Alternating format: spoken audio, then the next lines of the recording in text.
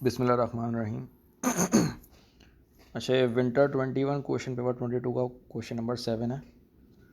Start करते हैं। Stationary nucleus P of mass 243 U decays by emitting an alpha particle of mass 4 U to form a different nucleus Q as illustrated in figure 7.1।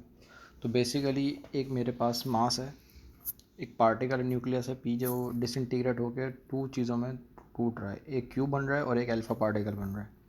तो बोल रहा है use the principle of conservation of momentum to explain why the initial velocities of nucleus Q and the alpha particle must be in opposite direction. Opposite direction का एक ही मकसद है इसका, that is total momentum before collision is equals total momentum after collision. और initially हो गया क्या, मेरे पास जो टोटल मोमेंटम है डिके जो हो रहा है मेरे पास वो ज़ीरो है, जिसकी वजह से पी का मोमेंटम भी मेरे पास ज़ीरो है। तो यही बताना है आपने इस वाले पार्ट में। तो ये बन जाएगा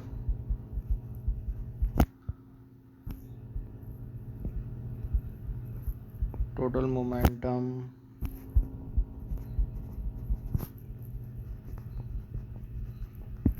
before collision is equal to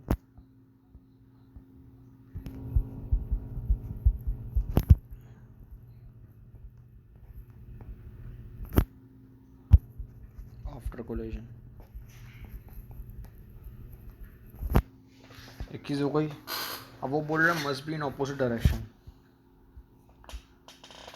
सही है। तो इसमें आप नहीं बताना है भाई, पी का मेरे पास इनिशियली ज़ीरो मोमेंटम है, जिसकी वजह से वो मोमेंटम एक तरफ पॉजिटिव में आगे जा रहा है, एक तरफ नेगेटिव में पीछे जा रहा है। तो ये आपने बताना है कि P has zero momentum initially.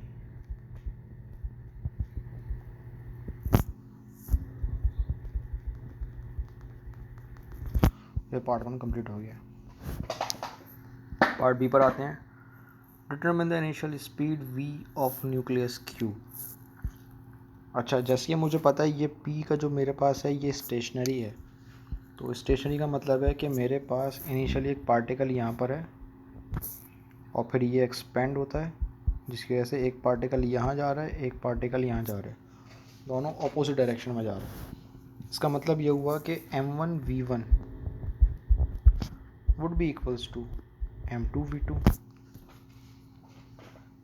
मतलब राइट साइड पे जाने वाला बराबर होगा लेफ़्ट साइड पे जाने वाले के।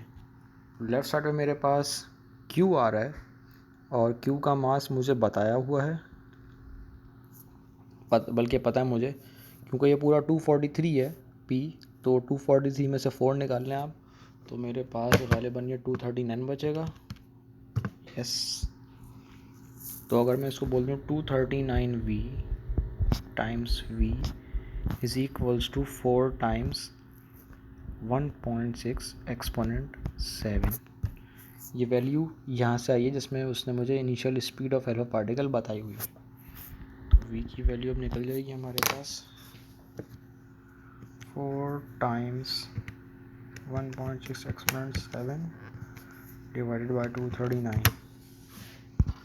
तो ये मेरे पास बन रही है 267.7। इसको मैं थोड़ा सा और राउंड ऑफ कर लेता हूँ।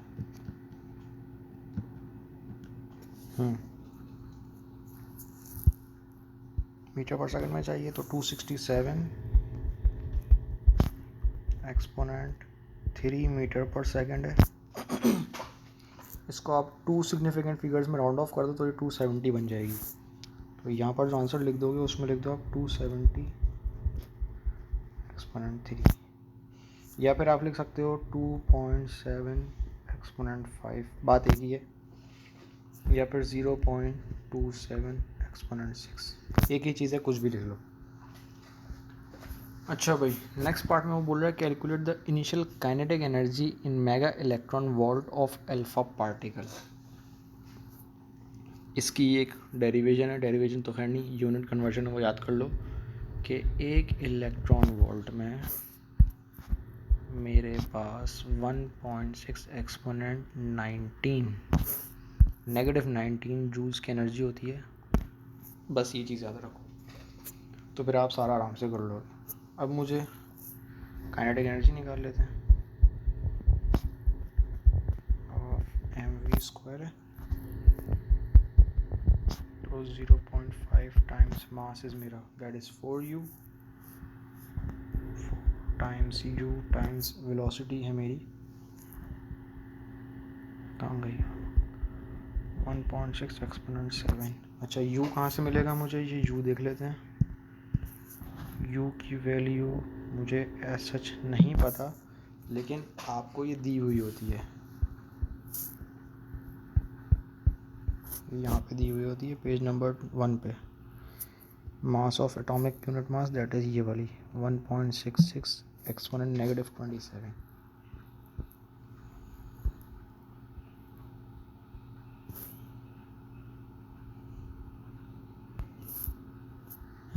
तो यहाँ पे इसकी वैल्यू प्लग कर देंगे।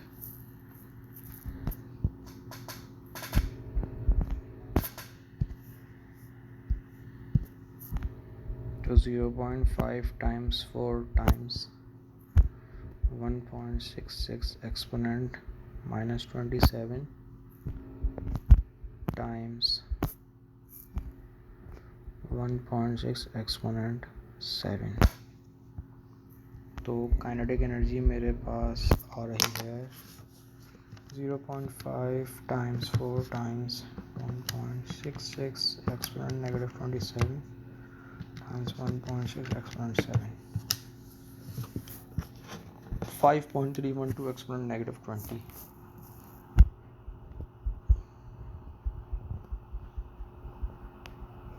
ये जूल्स है बेटा, तो ये यहाँ पे लिख दोगे गलत हो जाएगा, इसको कन्वर्जन करना ज़रूरी है। इसका भी बताया था कन्वर्जन किस तरह से होता है। एक इलेक्ट्रॉन वोल्ट बराबर है 1.6 एक्सपोनेंट -19 जूल्स के, तो मेरे पास आ रही है 5.312।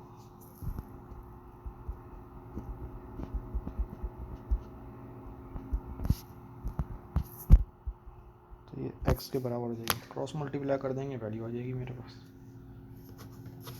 चेक कर लेते हैं। डिवाइडेड बाय 1.6 एक्सपोनेंट -19, तो ये मेरे पास बन गया 0.322 समथिंग।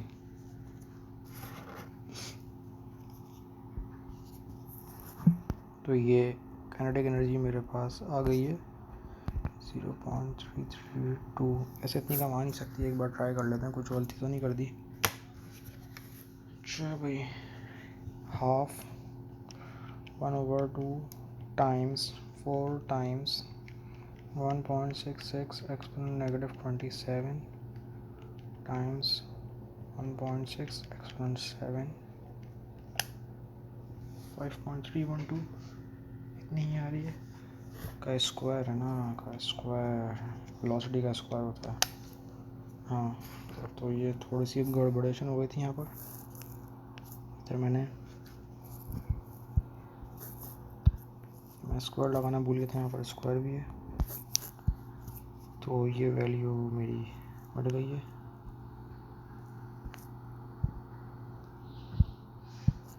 ये बन गई है वैल्यू मेरी 8.4992 -13 जूल्स।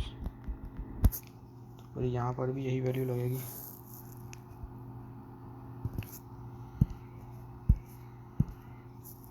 (8.4992 -13 जूल्स। इसको डिवाइड बाय 1.6 एक्सपोनेंट -19 कर दो। हाँ, तो ये बन रही है 53,12,000। तो इसको इंजीनियरिंग दबाएंगे आप, ये वैल्यू चेंज हो जाएगी।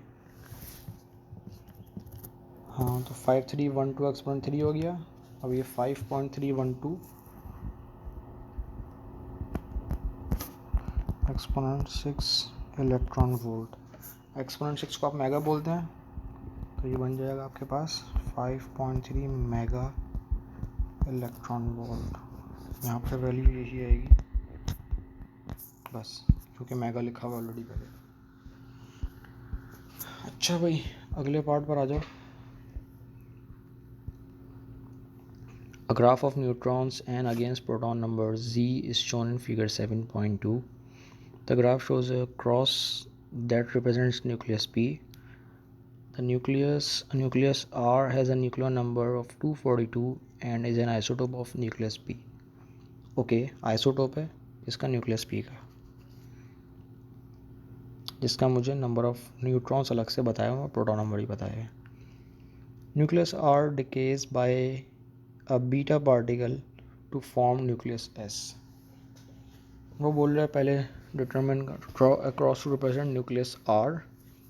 तो न्यूक्लियस R कहाँ पर है? न्यूक्लियस R 242 पर पड़ा हुआ है ना मेरे पास. तो बेसिकली ये इसका आइसोटोप है जिसका न्यूक्लियन नंबर 242 है. और अब ये मुझे पता है कि प्रोटॉन नंबर तो चेंज नहीं होता आइसोटोप में, सिर्फ number of neutron he change होते हैं. तो इसको थोड़ी सी मैनिपुलेशन करते हैं, इसको चेक करते हैं क्या वैल्यू आ रही है. इस लाइन पर ही रहेगा, ये बात तो पक्की है. इससे आगे पीछे नहीं जाएगा, ये यहीं पे रहना पड़ेगा इसको in order to make sure that this is an isotope. अब दूसरा ये है कि इसकी वैल्यू उसमें ऊपर नीचे हो सकती है, क्या कहते हैं आपका, न्यूट्रॉन चेंज हो सकते हैं. तो 242 में से आप निकाल दें -95, तो आपके पास बनेगा 147. तो 147,95 ये आपका आ गया R. इसी तरह न्यूक्लियस S है. तो न्यूक्लियस S किससे बना है? बीटा पार्टिकल जब निकला है R से तो मेरे पास S बना है. अच्छा, बीटा पार्टिकल जब निकलता है तो मेरे पास इलेक्ट्रॉन निकलता है.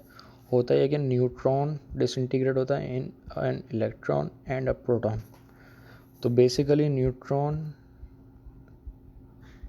एक कम हो जाएगा और प्रोटॉन एक बढ़ जाएगा, -1 और ये +1. तो P से अब ये एक प्रोटॉन नंबर तो बढ़ गया. तो ये बात समझ आ रही है कि ये अब राइट पे जाएगा थोड़ा सा, लेकिन कितना राइट पे जाएगा ये पता करते हैं. इनिशियली न्यूट्रॉन इसके पास 147 है तो ये 146 रह जाएंगे. और क्योंकि एक मेरे पास इसका प्रोटॉन बढ़ गया तो यहाँ से पहले ये नीचे आएगा, फिर ये इधर जाएगा. तो ये मेरे पास 96 और 146 पर इसका बन जाएगा S. अगले पार्ट पर आते हैं. State the name of the other leptons in addition to the beta particle that is emitted during the decay of nucleus R. अच्छा भाई, जब एक इलेक्ट्रॉन निकलता है तो साथ में इलेक्ट्रॉन के साथ एक और चीज़ निकलती है, दैट इज़ एंटी न्यूट्रिनो. एक होता है न्यूट्रिनो, एक होता है एंटी न्यूट्रिनो. तो इस वाले केस में आपका एंटी न्यूट्रिनो बाहर आ जाएगा. तो यहाँ पर आप लिखोगे एंटी न्यूट्रिनो.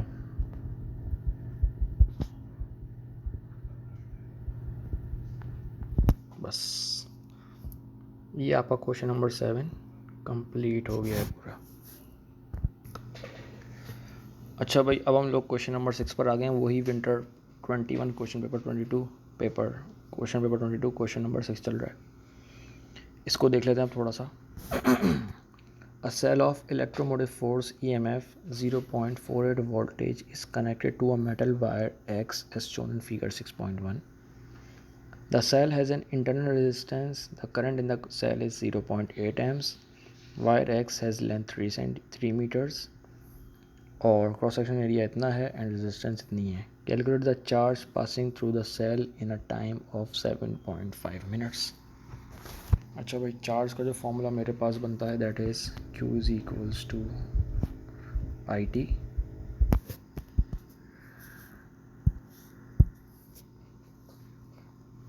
तो चार्ज की वैल्यू हो जाएगी I, मुझे पास 0.8 है बताया हुआ है और मिनट 7.5 है. लेकिन एक चीज़ याद रखनी है, मिनट सेकंड्स में करने हैं तो 60 से मल्टीप्लाई करना पड़ेगा. तो Q की वैल्यू मेरे पास आ जाएगी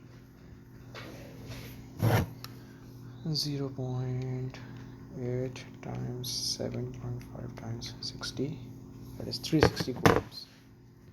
इसका आंसर 360 सी हो जाएगा। अभी चार्ज का यूनिट होता है, दिया हुआ पहले से। सही है भाई। अच्छा आगे बढ़ते हैं।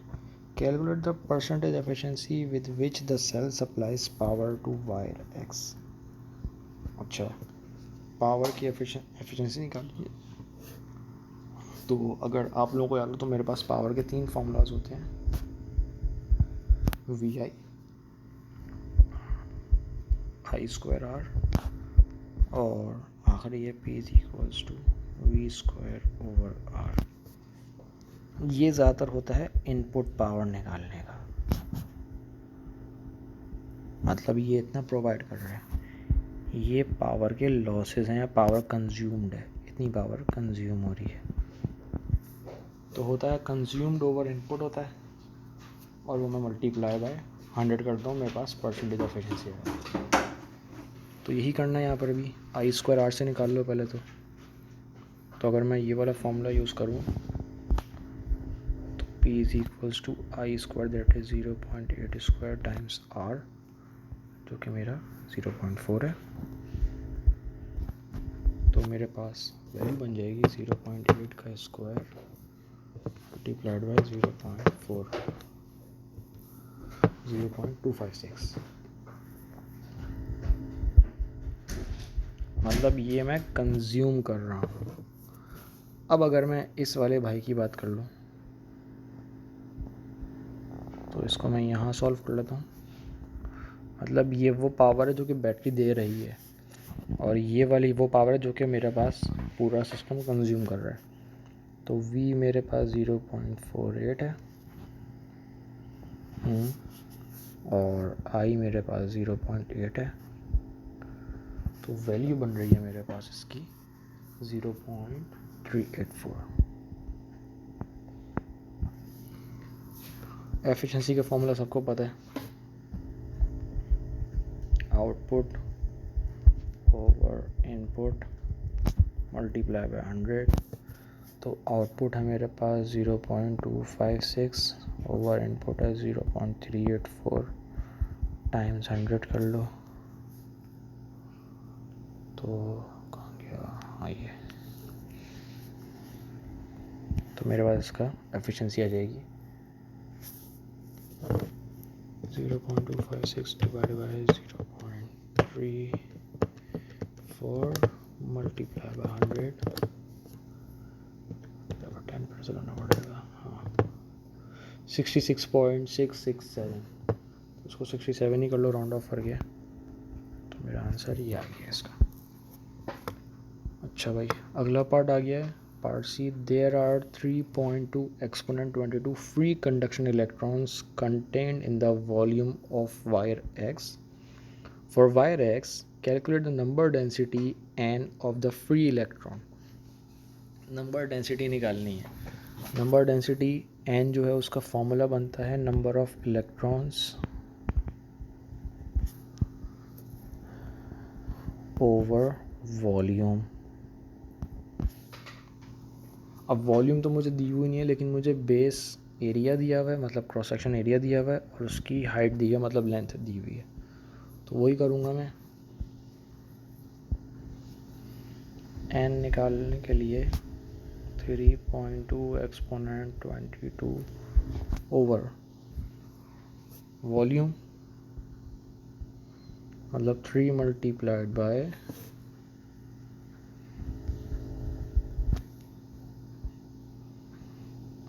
1.3 एक्सपोनेंट -7।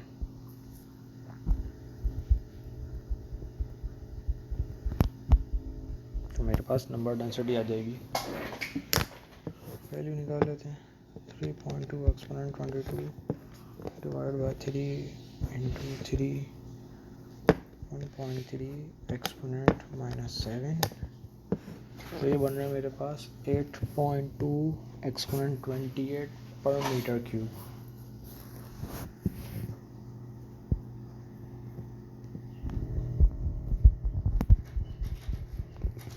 एक्सपोनेंट 28 पर मीटर क्यूब, सॉरी स्क्वायर लिखते हैं, क्यूब है ये। यही चीज़ यहाँ पे लिख दो।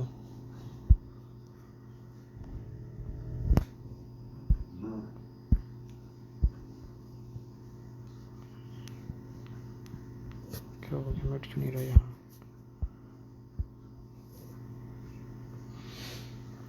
ये हो जाएगा 8.2 एक्सपोनेंट 28। यही इसका आंसर है। अगले बार आओ, average drift velocity of the electron. अच्छा भाई, इसका फॉर्मूला ज़्यादातर कोई याद नहीं होता, तो याद करने का आसान तरीका है I is equal to Naqvi.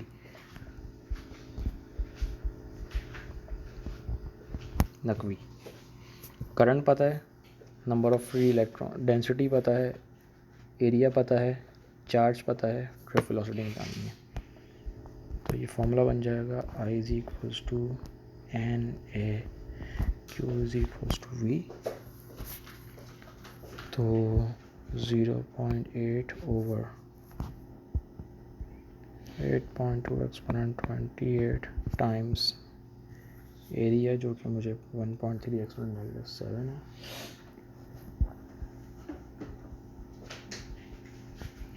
और चार्ज जो कि होता है 1.6 exponent -19।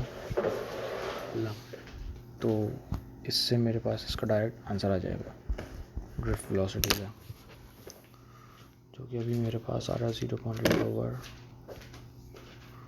8.2 exponent 28 times 1.3 exponent 7 multiply by 1.6 exponent -19। ये बन रही है 4.69 एक्सपोनेंट -4। तो उसको 4.7 ही लिख लो, क्योंकि हमेशा टू सिग्निफिकेंट फिगर में ही आंसर देना होता है until unless he has asked you something other specifically। तो ये यहाँ पे लिख लो 4.7 एक्सपोनेंट -4, इसका आंसर हो गया। चलो भाई, अब वो सवाल कर रहा है आपसे कि a wire Y has the same cross section area as wire X and is made of the same metal wire Y is longer than wire X, मतलब लेंथ बढ़ गई है। wire X in the circuit is now replaced by wire Y. Assume that wire Y has the same temperature as wire X. Just explain whether the average drift speed of the free electron in wire Y is greater than, the same, or as, or less than in the wire X। अच्छा भाई, इसमें आपको 2-3 derivation एक साथ करनी पड़ेंगी। जैसे कि अगर मेरे पास अभी फॉर्मूला था I is equals to Naqvi का, चलाना हो तो मैसेज कर देना।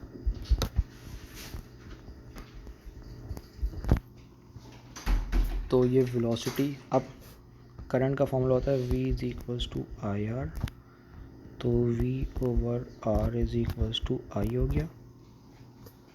अब अगर मैं I को रिप्लेस करके V ओवर R कर दूं, तो V ओवर R बराबर हो गया नकवी के। अब रेजिस्टेंस बढ़ेगी तो ड्रिफ्ट वेलोसिटी कम होगी, रेजिस्टेंस कम होगी तो ड्रिफ्ट वेलोसिटी बढ़ जाएगी। ये वाला केस है। अब रेजिस्टेंस का एक और फॉर्मूला होता है जिसमें रेजिस्टिविटी भी आती है, लेंथ ओवर एरिया। उसने लेंथ बढ़ा दी है तो रेजिस्टेंस ही बढ़ जाएगी। अब रेजिस्टेंस बढ़ी है, मतलब रेड वाला साइन, रेजिस्टेंस बढ़ गई तो ड्रिफ्ट वेलोसिटी ओवरऑल कम हो जाएगी। तो आप बताएंगे क्या कि मेरे पास resistance increases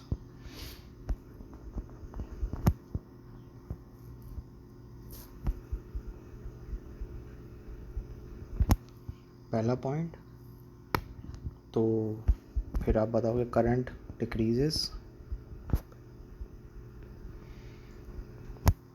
hence drift velocity decreases. तो ये सारे लिंक्स बताने के ही मार्क्स हैं। और ये हमारा क्वेश्चन 6 भी कंप्लीट हो गया है यहाँ पर। अब हम जा रहे हैं क्वेश्चन नंबर 5 पर। अच्छा भैया हम लोग आ गए हैं क्वेश्चन नंबर 5 पर। तो इसमें ये हमें बोल रहा है कि a tube is initially fully submerged in water. The axis of the tube is kept vertical as the tube is slowly raised out of the water as shown in figure 5.1. ये पूरी इसने इसकी डायग्राम बताई हुई है. A loudspeaker producing sound of frequency 530 Hz is positioned at the open top end of the tube as it is raised. अच्छा, जैसे मैंने पहले बताया है कि ये loud speaker is not a closed end, ये ओपन एंड है. और लाउड स्पीकर रखने से ये क्लोज एंड नहीं बन रहा, ये अभी भी ओपन एंड ही है. वो जो सरफेस ऑफ द वाटर है वो इसका क्लोज एंड है. इसका मतलब ये वाला पॉइंट इसका क्लोज एंड है, ये ओपन एंड है. ये ओपन हो गया और ये क्लोज हो गया. तो अगर यहाँ पे नोड बनेगा और ऊपर एंटी नोड बन जाएगा इस तरह से. फिलहाल the water surface inside the tube is always level with the water level surface outside the tube. The speed of the sound in the air column in the tube is 340 meter per second. Describe a simple way that a student without requiring any additional equipment can detect when a stationary wave is formed in the air column as the tube is being raised. भाई सीधी सी बात है, anti node और node बन जाएंगे, या फिर जब node बने एंटी नोड बनेगा तो लाउडर साउंड आएगा, मतलब वाइस वर्सा. इसी का मतलब यही है इसका. तो यहाँ पे लिख दो भाई कि अब एंटी नोड नोड बनाने के लिए तो आपको पता होना चाहिए ना कि नोड बन रहा है एंटी नोड बन रहा है. तो आप यहाँ पे क्या लिखोगे, louder sound will be heard.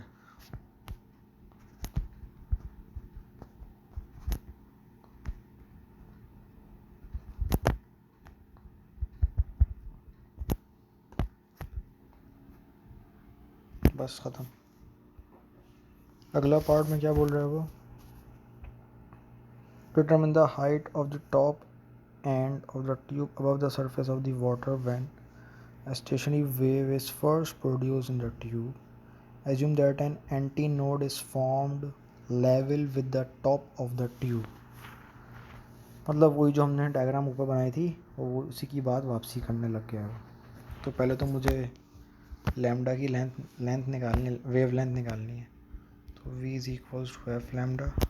Velocity पता है, फ्रीक्वेंसी पता है. तो 340 over 530 is equals to lambda. तो लैम्डा की वैल्यू मेरे पास आ जाएगी 0.64 मीटर्स. ये पूरा लैम्डा है. अब यहाँ पे जो एक समझने वाली चीज़ है वो ये है कि वेव मेरी पूरी ये होती है इस तरह से, और जो दूसरी वेव बनती है वो ये बनेगी इस तरह से. तो अभी जो मेरे पास कंडीशन है ना वो ये वाली कंडीशन है, यहाँ से लेके यहाँ तक का. ये पानी है, ये स्पीकर रखा हुआ है, तो इतनी वेव बन रही है. वेव लेंथ 0.64 निकली है, तो मुझे इसका निकालने के लिए 0.64 को डिवाइड बाई 4 करना पड़ेगा. तो ये गालिबन मेरे पास 0.16 मीटर की हाइट आ जाएगी, जो कि ये वाली हाइट है. ये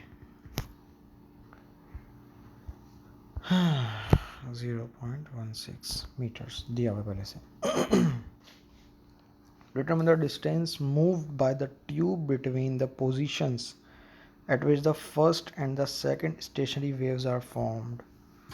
First and second. तो बेसिकली 0.64 डिवाइड बाई 2 कर दो, या फिर 0.16 को मल्टीप्लाई बाई 2 कर दो. एक ही बात है. 0.64 डिवाइड बाई 2 और 0.16 मल्टीप्लाई बाई 2, दोनों से एक ही आंसर आएगा 0.32 मीटर्स.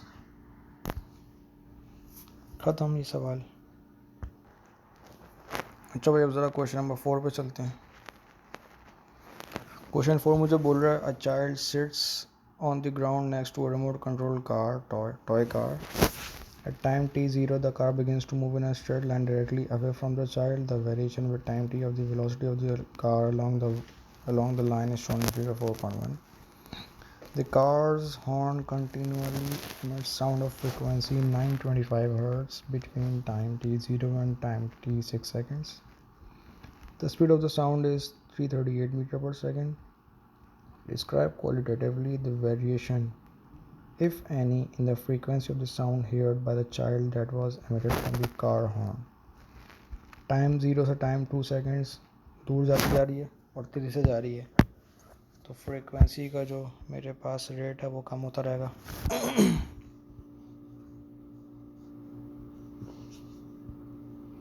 तो फ्रीक्वेंसी डिक्रीजेस हो जाएगी यहाँ पर।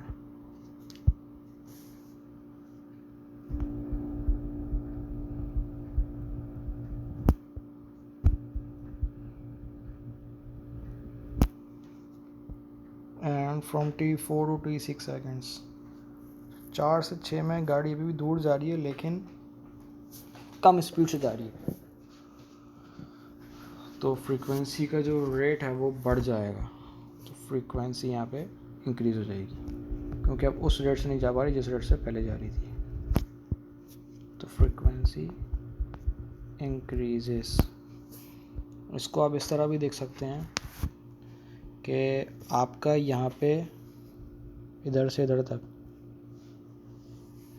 बल्कि छोड़ो इसको इसको ऐसे ही रखो ना, और कन्फ्यूजन हो जाएगी। अच्छा भाई, अगला क्या है? Determine the frequency to 3SF of the sound heard by the child that was emitted from the car horn at time t is equal to 3 seconds। अब वही ऑब्जर्वर और उसका वाला फॉर्मूला लगा लो फ्रीक्वेंसी का जो मेरे पास बनता है। Observe frequency is equals to fs times v over जो मेरे पास फॉर्मूला है v plus vs। I hope ये शायद दिया हुआ भी है, डॉपलर का दिया हुआ था ना, काम क्या। हाँ ये रहा, यही फॉर्मूला लगाया मैंने, ये दिया हुआ था डॉपलर इफेक्ट का फॉर्मूला। अच्छा भाई, फ्रीक्वेंसी ऑब्जर्वेंस और बाकी सब निकालना है। तो फ्रीक्वेंसी ऑफ साउंड 925 हर्ट्ज़ है, 925 टाइम्स वेलोसिटी जो कि मुझे इस वाले केस में इसने बताई हुई है वो मेरे पास 338 है, ओवर वही 338 प्लस जो मेरे पास आगे बढ़ रही है दैट इज़ योर कितनी है 12। तो एफ नॉट की वैल्यू तकरीबन ये कोई बन जाएगी आपकी 893 hertz observe frequency. Observe frequency कम हो गई है इसमें। Determine the time taken for the sound emitted at time T4 second to travel to the child. Distance निकालना है, वेलोसिटी टाइम ग्राफ है तो आप एरिया अंडर द ग्राफ निकाल दो। दो वैल्यूज़ आएंगी, एक ही ट्रायंगल है एक ही रेक्टेंगल है, तो 1/2 × 2 × 12 प्लस 2 × 12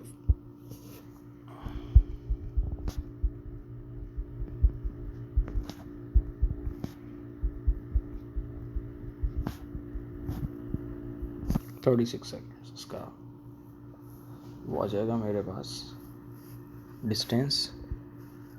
तो मुझे निकालना है टाइम जो जितना लग रहा है मेरे पास टाइम।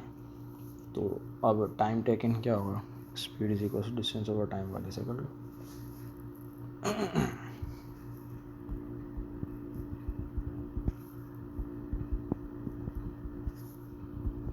डिस्टेंस 36 हो गया, स्पीड 338 है मेरे पास, तो जो भी वैल्यू आ रही है वो निकाल लेते हैं। 36 डिवाइड बाय 338 दैट इज़ 0.106। उसको अब राउंड ऑफ करके टाइम को कर दो 0.11। ये वाला सवाल भी कंप्लीट हो गया। अच्छा भैया, क्वेश्चन नंबर 3 पे चलते हैं। Define power. Power energy over time होती है,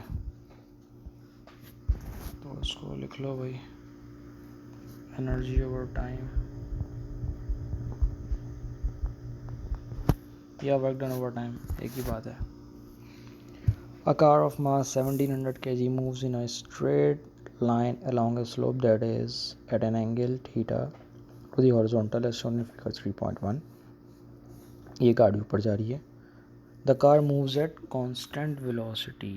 ये important चीज़ है. Constant velocity for a distance of 25 meter from point A to point B. Okay. The air resistance and friction provide a total resistive force of itna Newton that opposes the motion of the car. For the movement of the car from A to B, state the change in kinetic energy. अच्छा भाई, kinetic energy का formula मेरे पास क्या होता है? Kinetic energy is equals to half M V square, जिसमें v अगर change होगा तो काइनेटिक एनर्जी चेंज होगी. अब कंसीडरिंग द फैक्ट मेरे पास वेलोसिटी ही चेंज नहीं हुई है, तो काइनेटिक एनर्जी क्या खाक चेंज होगी? नहीं चेंज होगी. तो इसलिए इसका आंसर 0 है. अगला, calculate the work done against the total resistive force. Total resistive force के अगेंस्ट जो वर्क डन हुआ है, क्या हो गया इसको, वो बताना है आपने. तो वर्क डन का formula force into distance.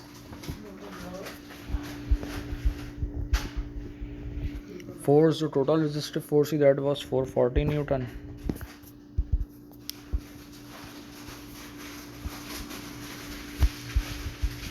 Four 40 into distance मैंने इसने आई गेस 25 मीटर का पकड़ा था. हाँ 25 मीटर था, तो ये 25 हो गया.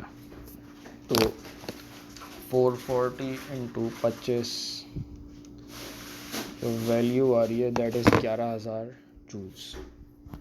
तो 11,000 जूल्स इसका आंसर हो गया. 11,000 जूल्स इसका आंसर हो गया. अगले पर आ जाओ भाई.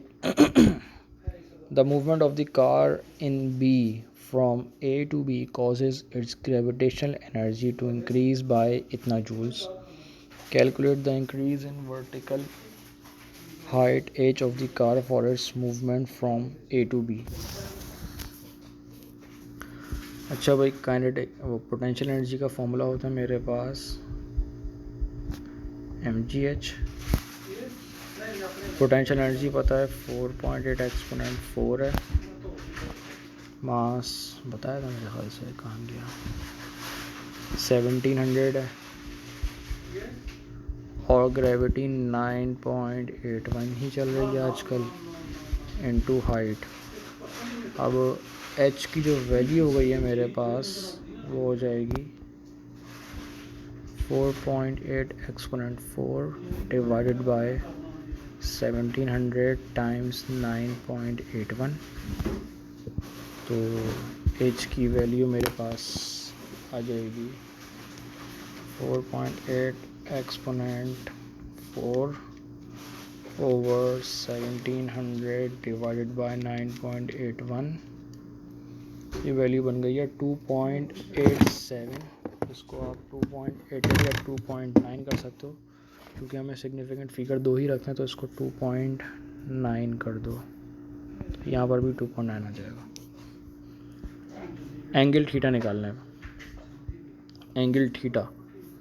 अच्छा, तो बेसिकली अब अगर मैं इसका ट्रायंगल बनाऊं, तो ट्रायंगल में अगर ये बना लेता हूँ मैं,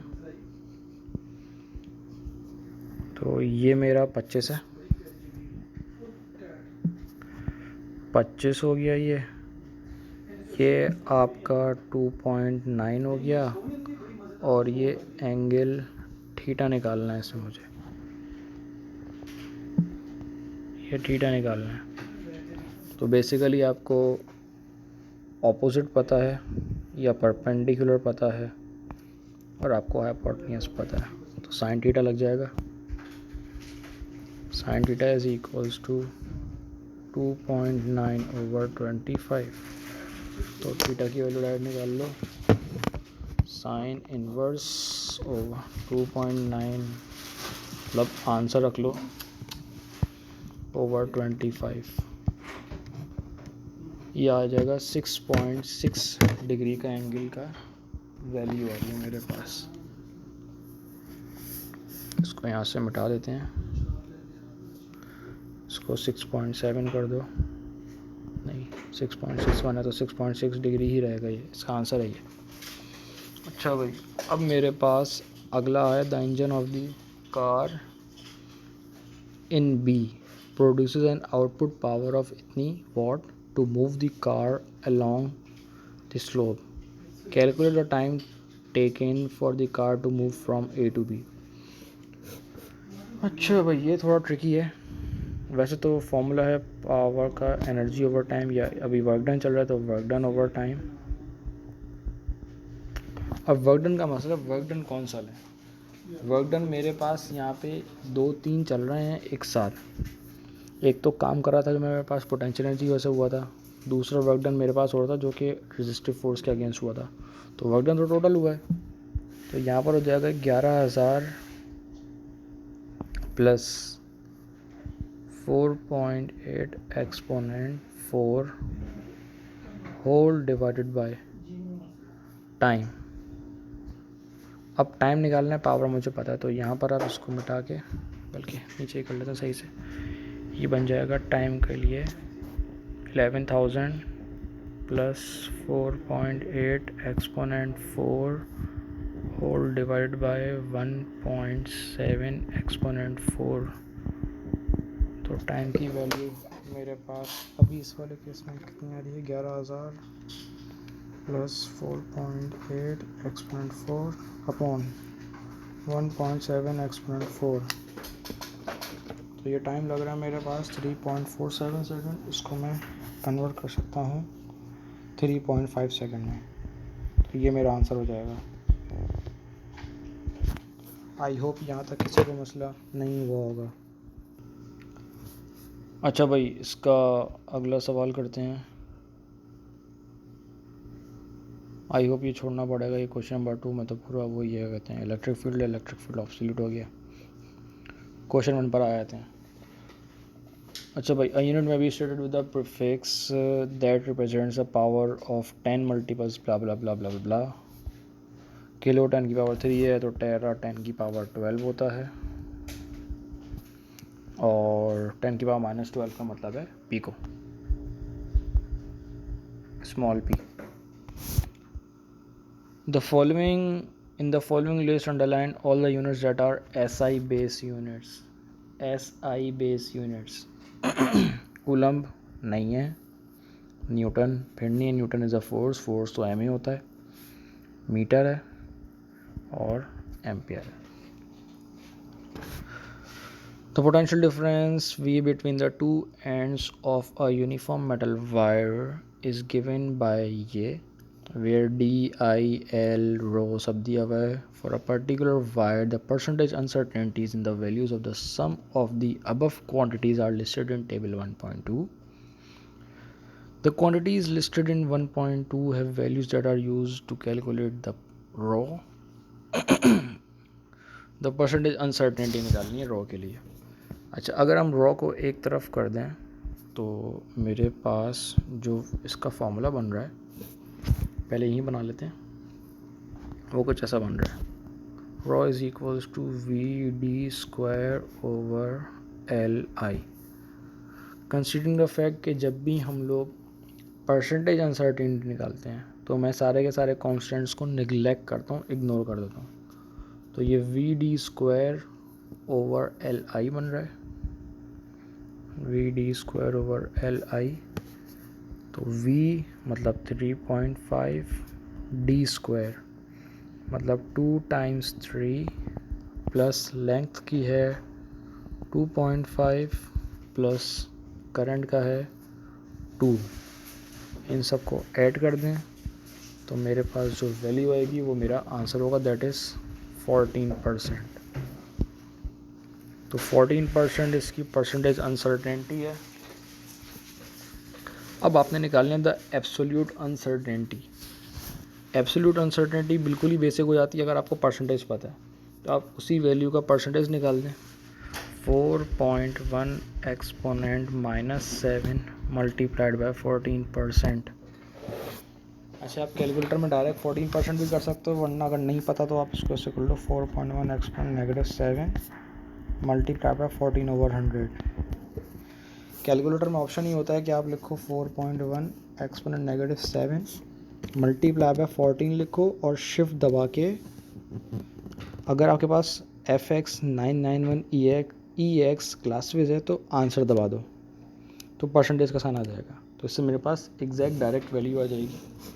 मेरे पास जो वैल्यू आ रही है दैट इज़ 5.74 एक्सपोनेंट -8 आ रही है, और इसमें दी हुई है 4.1 एक्सपोनेंट -7 प्लस माइनस इतनी अनसर्टेनिटी।